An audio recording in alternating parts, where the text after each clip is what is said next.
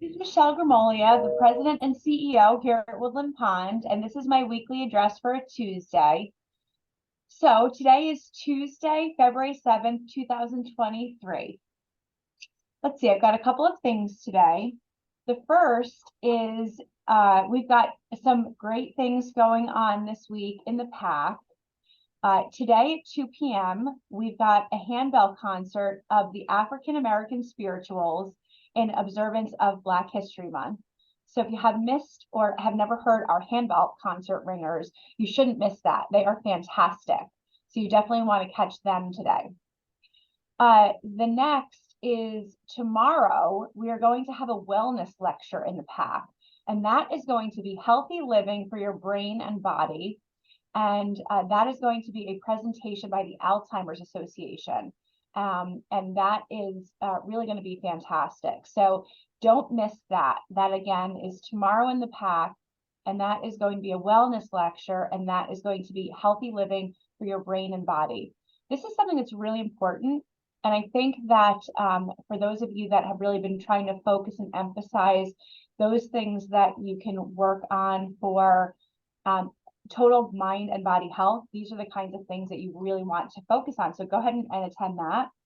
And then on Thursday at 1 p.m. in the PAC, there is going to be a Tree of Faith program that is going to be brought to us by, well, I'm not sure who it's brought to us by. I will get to that in a second, I'm sure.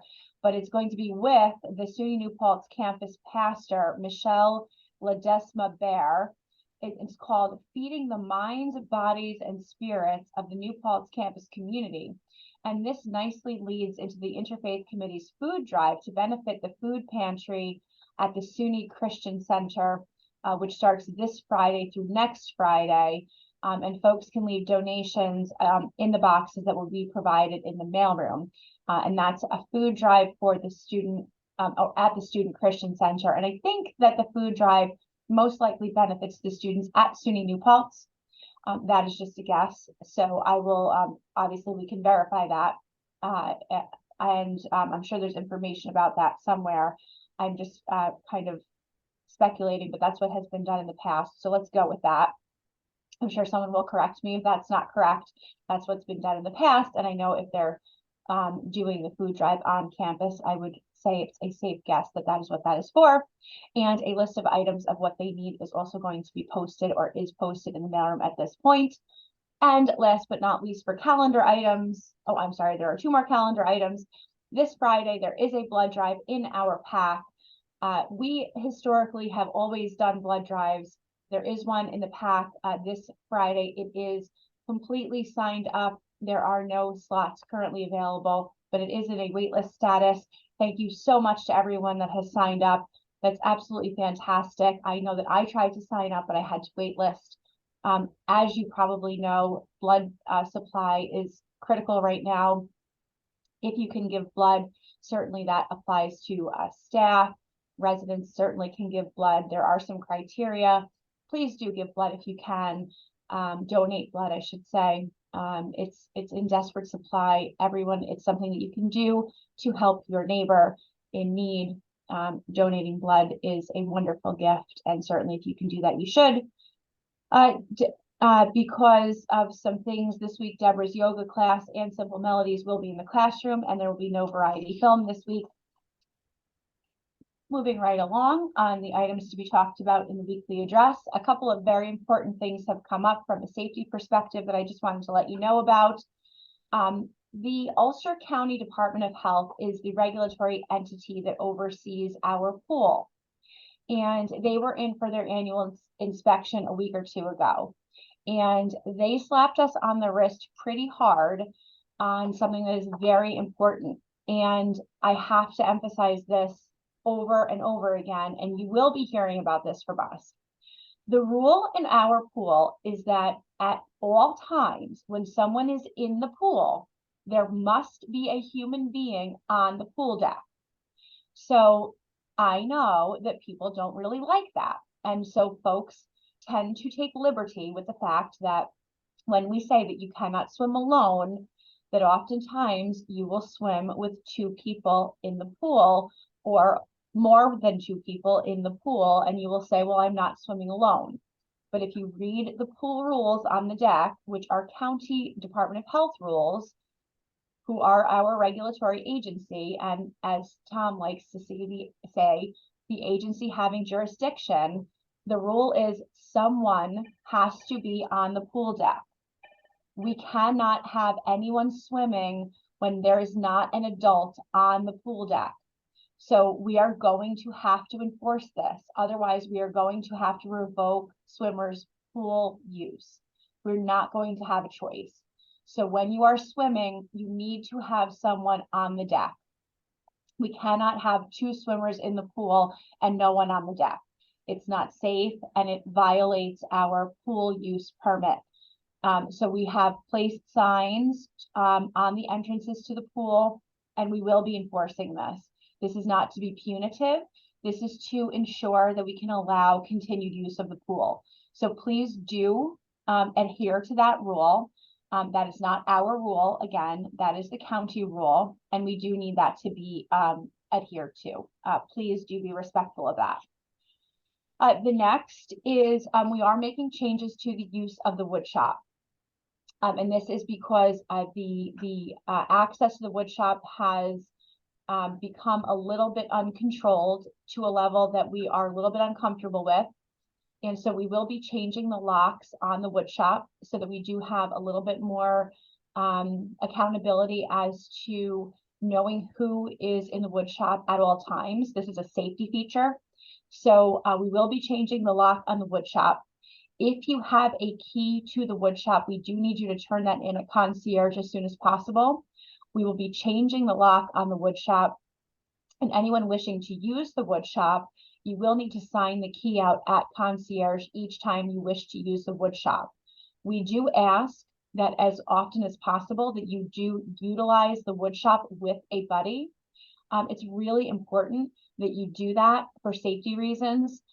We've had a couple of instances where folks have had an issue or an incident that they've needed help. And it's always best that you do that with a friend or a buddy so that in case you need help, you've got someone there that can beckon for assistance. You should always wear your PERS if you're in the wood shop, but at a minimum at this point, you are going to need to sign a key out for the wood shop at concierge.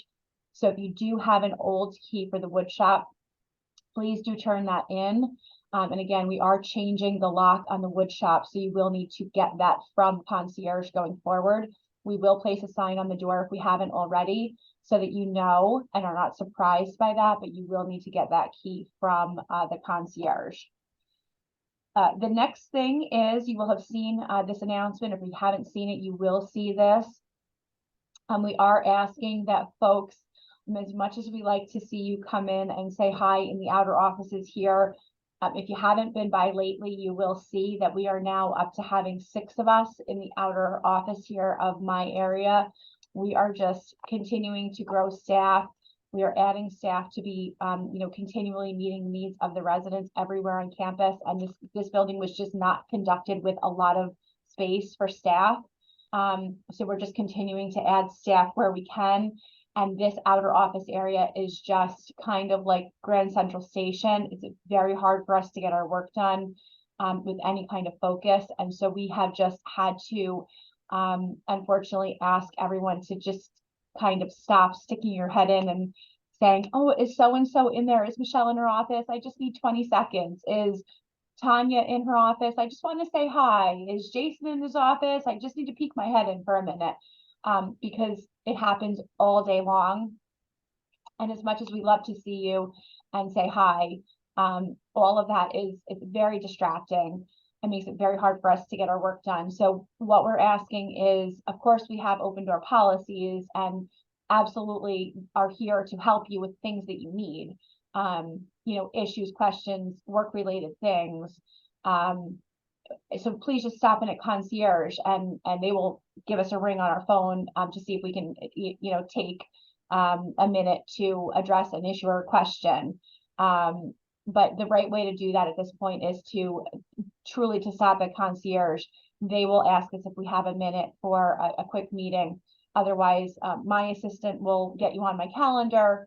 And an email is always a great way to get in touch with certainly most of us. And then also likewise, Ryan, the resident technology assistant, is booking appointments through concierge at this point. He's been an invaluable asset added to the calendar. And, you know, he is booking his appointments through concierge at this point. So many of you have been utilizing his services that we are, you know, he's needing to do that through concierge as well. It's just become entirely too busy to have everybody kind of sticking their head in, and we do appreciate your patience and understanding with that. It's become way too busy for us to have so many residents sticking their head in. And we do miss you saying hi, but we do have so much work to do. So that's that. The last thing I just wanted to mention, and this came up, it's interesting how much I'm seeing through a different lens as I'm covering Philip's sabbatical. I was here on Saturday helping out in skilled nursing for a few hours, well, 8 hours. And I ended up running into a skilled nursing family member. Hi, Cheryl. And we were chatting about one thing or another.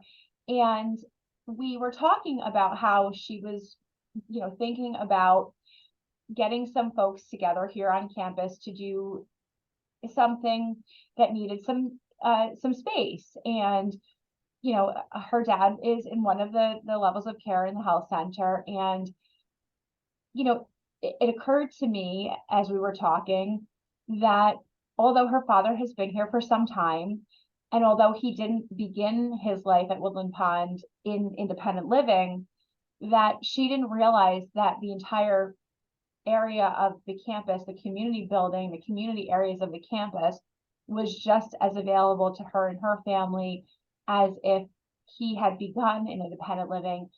And for those of you that are in our health center or began your life here at Woodland Pond in other areas other than in independent living, or maybe you did start in independent living and you now reside in the health center, I just really want to emphasize that this whole community is still yours, and it's still yours to use. And it really is true. This whole community is available to any resident and their family that is able to safely and appropriately utilize the community that we have here. So the library is yours to use, the pool is yours to use, the community spaces like the classroom are yours to use for a family party. The main dining room is yours to dine in. You can set up a decline account and eat in the pub or eat lunch in the dining room. All you have to do is come to the business office. You have to bring cash because we don't accept a credit card, but of course you go to the ATM there in the hallway.